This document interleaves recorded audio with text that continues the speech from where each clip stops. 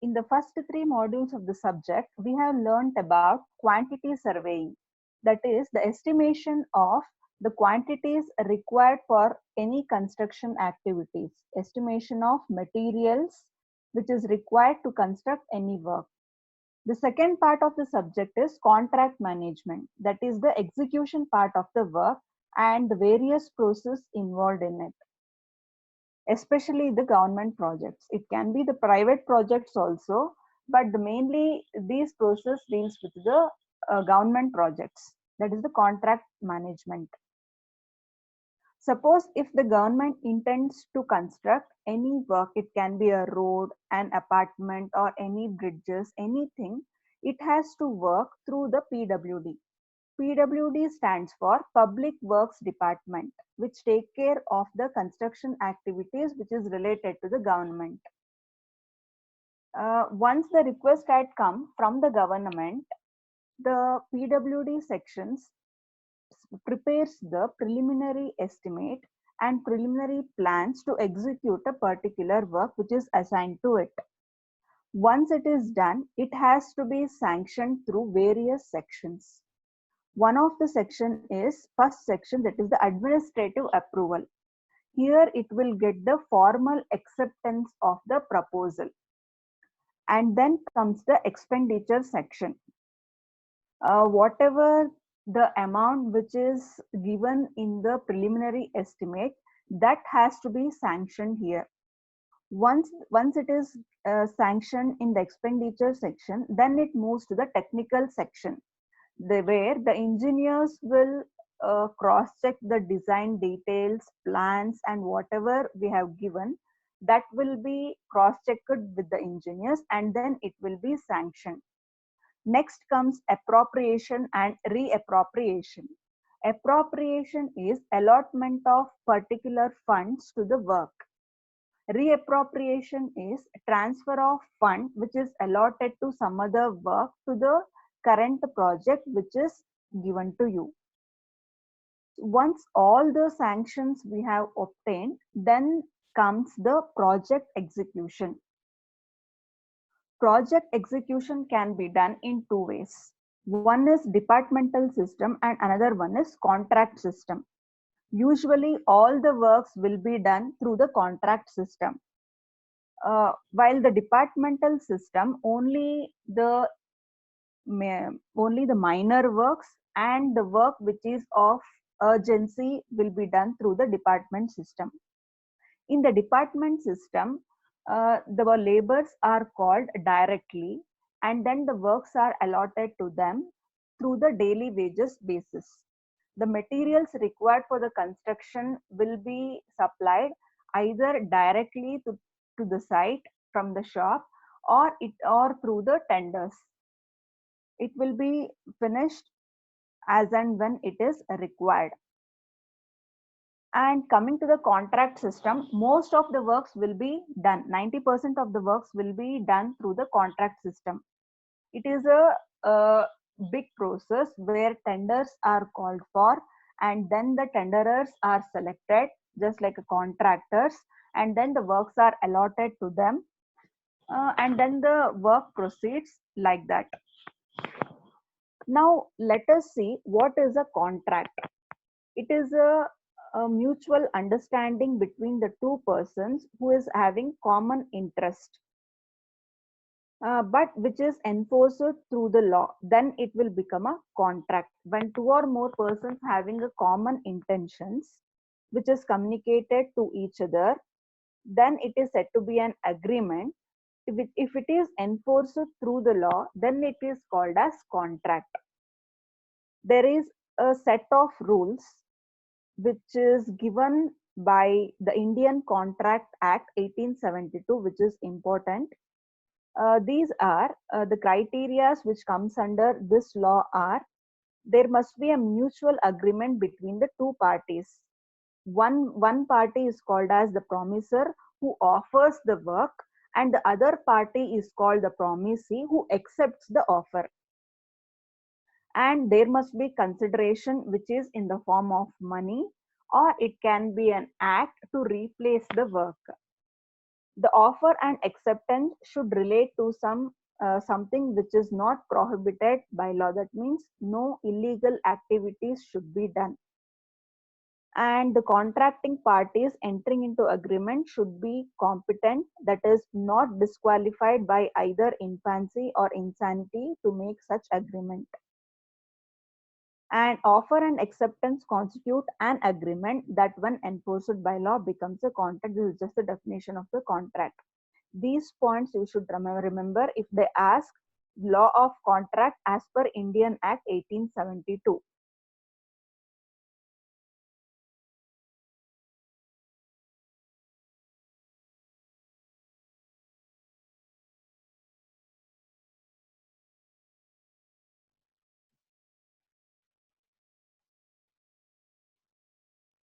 Who is a contractor? Contractor can be a person or a firm who accepts the contract or who is ready to do the construction activity is called as contractor. And there need not be any qualification or there is no set of rules of qualification to become a contractor, but he should follow some set of rules or he should have some experience in the construction field. That is, he should be financially sound and he should be capable enough to maintain the laborers, to handle the laborers and materials effectively and efficiently. And he should be capable of arranging the men and material which is required. And he should be well versed with the procedures of the department to carry out the work, submission of bills, and other related formalities. And he should have good reputation in the industries, and he should have preferably the experience in the field, and you should have sufficient knowledge to read the drawings or to carry out any construction activity. He should be well versed. If all these criteria he satisfied, then he can be recognized as a good contractor.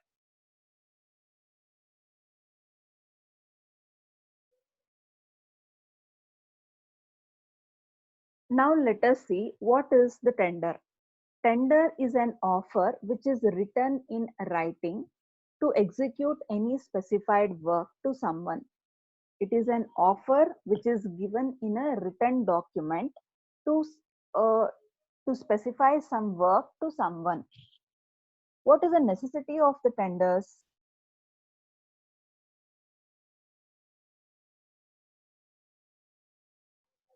In this tender procedure, the contractors will come for the bidding. They are called for the bidding, and in the tender process, the contractor will get the offer or work order to execute the work. They will do bidding. It is a bidding system. What is the necessity of this? In this, the advantage for the government or the PWD offices, since it is a bidding, the person who bid for a lower price will get the work. So the chances of saving money is more if we do the work through the tendering system. The classification of tender, there are basically the four classification. One is public tender and the limited tender or the selected tender, negotiated tender, and the global tender. A public tender is, in this case, any contractor can enter into this system and follow the procedures by submitting all the required documents. And if everything is fine, he can get the offer work order or to execute any work. In case of limited or selected tender, as the name itself says, only the limited number of contractors are called for this tendering process. Uh, uh, and then here the competition is less. Since the competitors are less, the number of contractors who are participating will be less. Next is negotiated tender. This is the advanced version of selected tender, where the person face to face can negotiate for the work. It can be in either the amount or while doing any construction procedures like that. In case of global tender, this is for the larger work. But for the if the magnitude of the work is larger, then it is called as global tender. The contractors are also can participate it from the reputed or specialized firms like that. This is the basic procedure of tendering. Next is the pre-qualification process. This is the selection of the contractors. It is the first step of the construction process. If the owner or any firm fails in selection of contractor, then it leads to the failure of the complete project. So owner or firm should be very careful in this step. In this pre-qualification process, the contractors has to submit the various requirements or various documents. During the pre-qualification process, letter of transmittal, these are the various documents which he has to submit for this process. Just like letter of transmittal, his own data he has to submit, name, address, and other related documents. Power of attorney, financial status, that is, if it is of firm, the gross annual turnover or the profit which he earns, which he had earned in last 3 to 7 years, and other financial related documents he has to furnish. And then details of similar work, that means this shows the experience of the particular work which is expected from the firm. If he has the experience of the similar work, then the chances of getting the work will be more. Next is concurrent commitment. That means parallelly along with this work, what are the works he has undertaken? That is also important. And the certificates of completed jobs. This is just like an experience certificate. What are the works which has completed? And his photographs. Just to create the better impression, he can furnish all these details. And structure and organizations. That is a complete legal status of the participants or the contractor that he has to furnish. Details of technical and administrative things he has to furnish. And what are the tools, plants, equipments which is available with him. All these related safety precautions and ISO certificates, all these extra details he has to furnish. This is just like your resume of the applicant. More experience he have, more certificates, and more other related construction related certificates if he is having, chances of getting the work will be more. Next is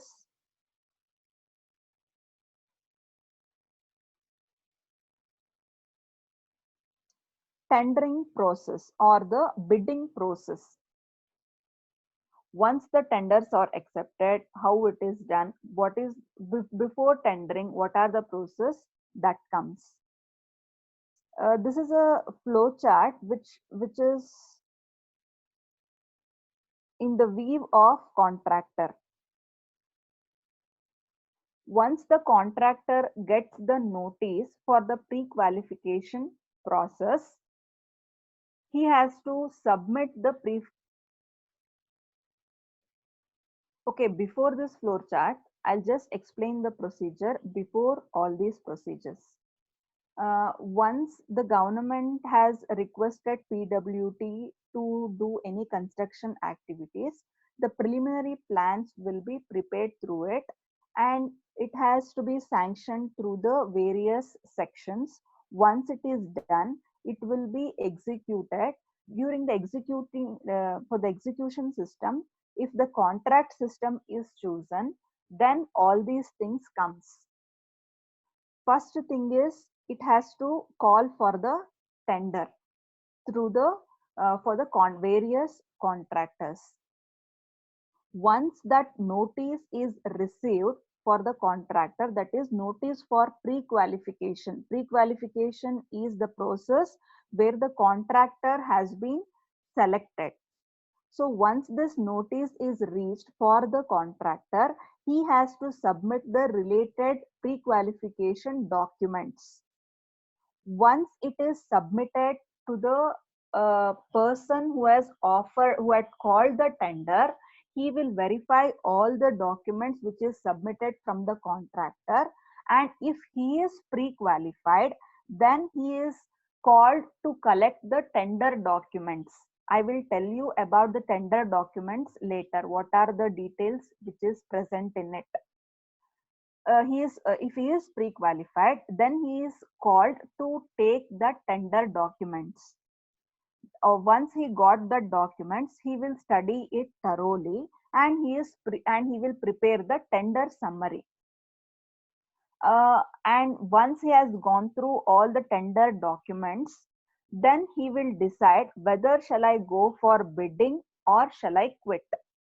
If he thinks he will proceed to bid, then he will visit the site and visit the site organizations. This is just like preliminary survey, or uh, during the survey camp you will be doing the preliminary survey. It is just like that. Before you execute the work, you have to visit the site and the procedures, and he will sit with the persons related to it, and he will discuss with them, and he starts preparing for the construction activities and related schedules, all these things, just like a collection of material information. What are the materials he have, and what are the laborers what are the available laborers, tools and equipments, and other related activities. He plans for the execution of the work. He'll just prepare the plan before execution.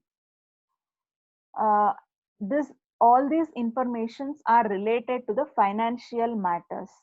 Here he will get to know what is the cost of the execution of the project. He will randomly prepare, he can estimate the random amount for the execution of the work, so that in the bidding he can bid for the proper price.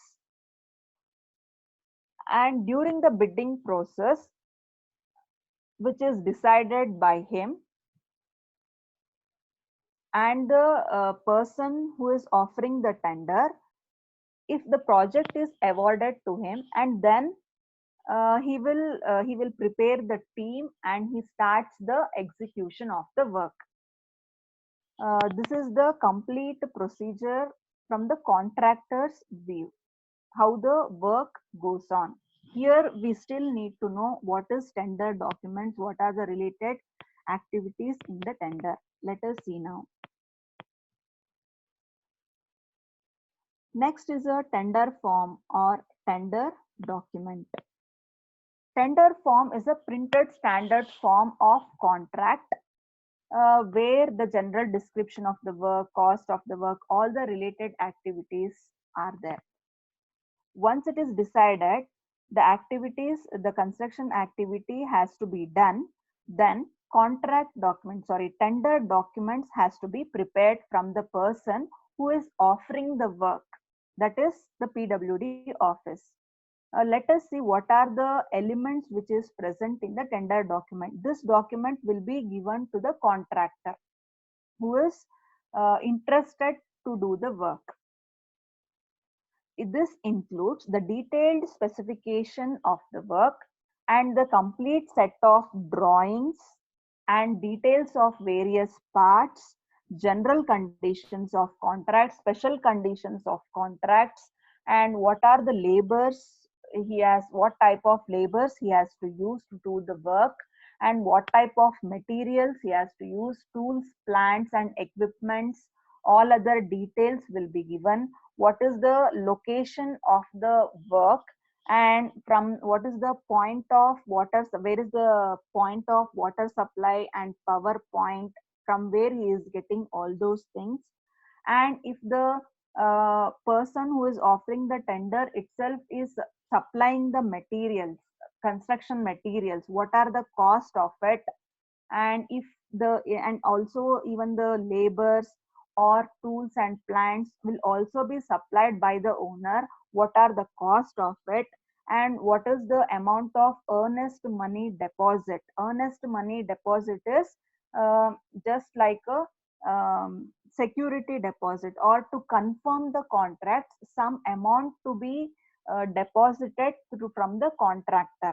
That is called as earnest money deposit, that just like an advance payment to confirm the work, which will be given from the contractor and received from the person who is offering the work, and in which form he has to deposit it, that is whether it is a check or cash or DD, like that, and the name of the authority that is accepting or who can reject the tender, his name, designations, everything will be in this tender document, and the conditions of penalty for the slow progress or non-fulfillment of the work, those conditions will also be present here, and in case of dispute, the procedure to be followed to clarify all those things. All these details will be present in the tender document. If the contractor is pre-qualified, then he will be called to take this, to collect this tender document, which includes all these things. The contractor has to study all these things thoroughly before he comes for the bidding.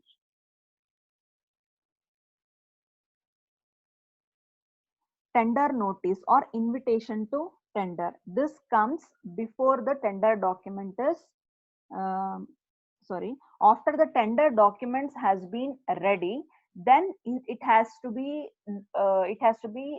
noticed, it has to be given to the notice of the contractor. That means publicity to be done, just like an advertisement. Once the tender document is ready, then the notice has to be issued for the contractors. If it depends on the magnitude of the work. If the magnitude is large, then the publicity should be large. If it is of smaller work, even at the smaller public places, the notice can be placed. By looking through that notice, the contractor will get to know about this work, and then he can apply for the pre-qualification process, bidding, all these things can happen. But what are the things should be there in this tender notice?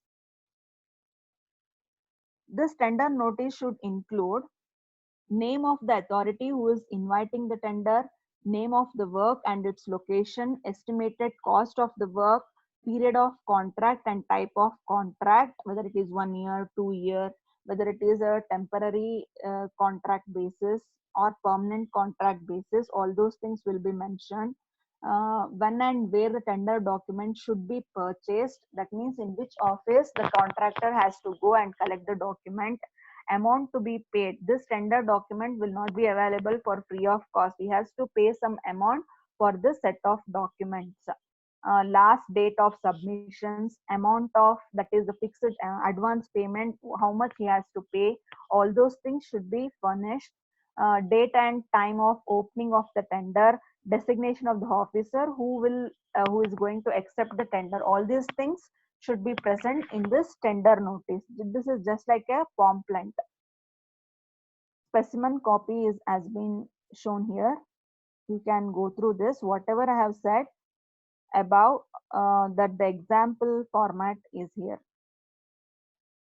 This is a sample copy of tender notice. So once the tender notice has been issued, the contractor is pre-qualified and he will come and collect this contract document as he is ready for the bidding. Then once he has received the tender, he has to furnish all the related documents, and he has to put it in a box which is present at the office of the person where the tender has been offered. It will be under safe custody of the officer. He has to just put it in a box and come back. To put this tenders, there will be some specified date and time. Once this date and time has been done, has been over, uh, in the tender document itself, the opening of the tender date will be prescribed. At the same time and date, the person who is authorized, the authorized person will come and open the sealed tenders. whatever the tenders are kept, are given from the contractor, that will be in a sealed box. This seal will be opened only at the time and date which is mentioned in the tender document from the authorized person, and also in the presence of contractor and their, or if the contractor fails to come, he can send some representative uh, in his place.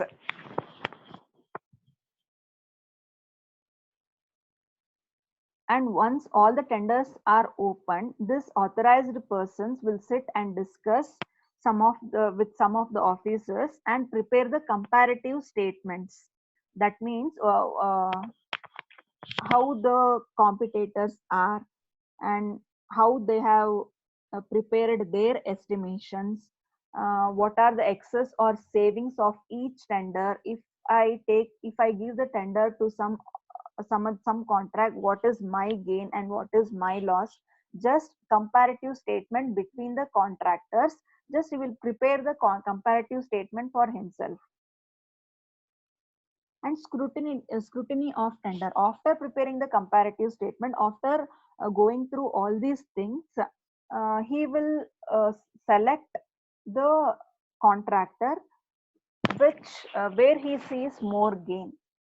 Acceptance of tender, based upon the comparative statement, usually the lowest tender is accepted.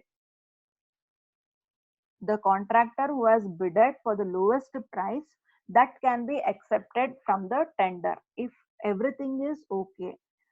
If only the lowest price cannot be taken, if all the works is previous works, everything will be present in the tender document. After studying all these things, if he feels he is good, then that person will get the tender. Once he is selected, then the letter of intent will be done. Letter of intent is the document containing the declaration of intentions of the um, writer. That means he is ready to accept this work and to complete it.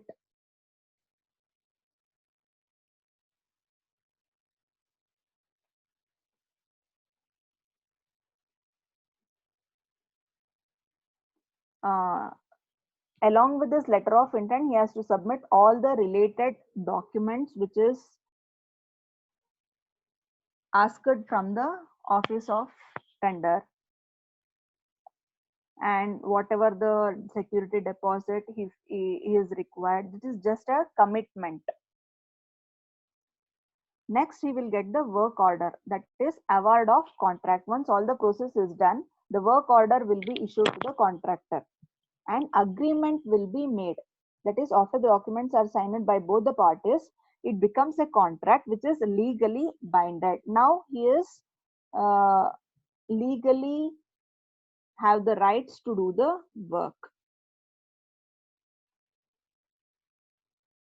Next is site order book, which is maintained by the both the parties, actually, just to have a track on the work.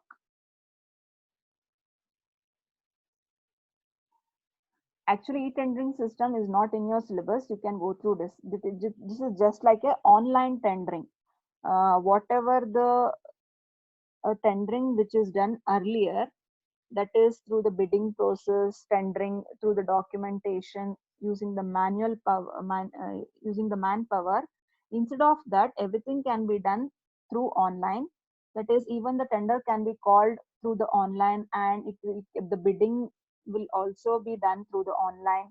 The receiving of work order can be done through the online. All the documents related, details, drawing, design details, everything can be downloaded easily. All these things, this is just like an tendering process through the online. Various advantages and disadvantages are listed below. You can go through this. Next is contract document. The construction contract comprises essentially of the following document. That is, as you know, the contract drawings, specifications, conditions, general and special conditions, agreement, bill of the quantities, if applicable. All these things comprises of the contract documents. Tender document is different, contract document is different. Just make a note of the differences between them.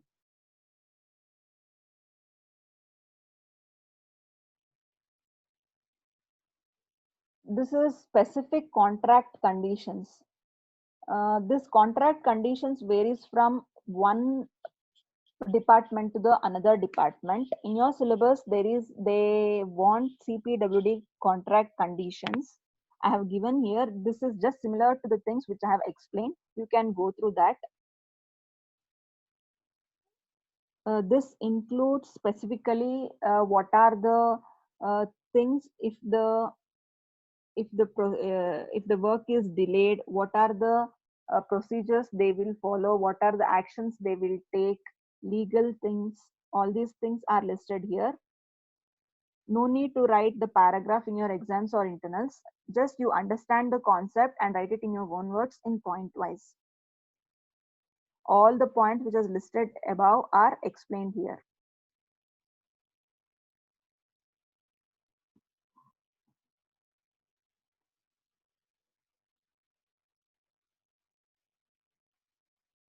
Now, classification of engineering contractors or contracts.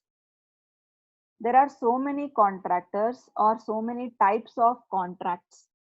One is piecework contract or lump sum contract, percentage wise contract. Likewise, so many different types of contracts are there.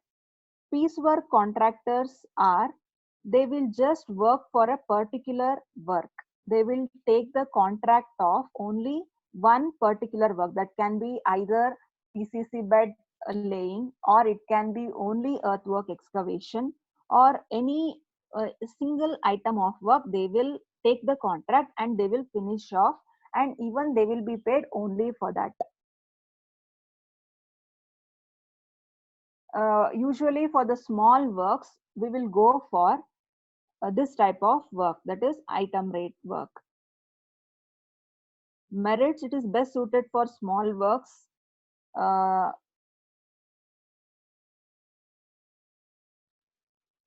it is suited for small works instead of following the big procedures of tendering, all those things.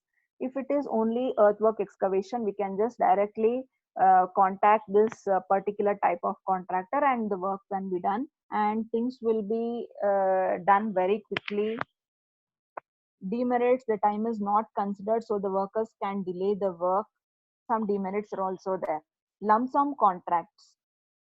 In this type of contract, the contractors agrees to execute a complete work in all respect for a specified amount within the specified time. A lump sum contract is, it is just giving the contract to the person to complete all the works, but specifying the time and amount for that. That means just for 5 lakh rupees, if he is ready to execute the complete project, then we can hand over to him just like that. But some specific time, just like 1 month or 2 months, depending upon the work, some time should be specified. Even there is merits and demerits, you can go through this. Item rate or unit price contract. In this contract, the contractor undertakes the execution of work at the unit rates. Unit rates is, if you want the earthwork excavation for per cubic meter, for 1 cubic meter of earthwork excavation, what is the cost or rate given to him? It can be of only one particular work or multiple works, but the payment will be item rate wise. Item rate, as you know, it is either earthwork or PCC bed. The payment will be not lump sum. It will be just like for 1 cubic meter or for 1 square meter plastering, just like that the rates will be given to the contractor. This is another type. Next is cost plus percentage contract. For the huge works, um, this is just like a lump sum contract. The whole project will be given to the contractor, but the payment will be whatever you have estimated.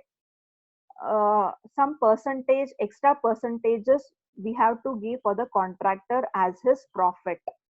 This is cost plus percentage contract. Next is labor contract. Some contractor will take the contract to give only the labors, not the materials.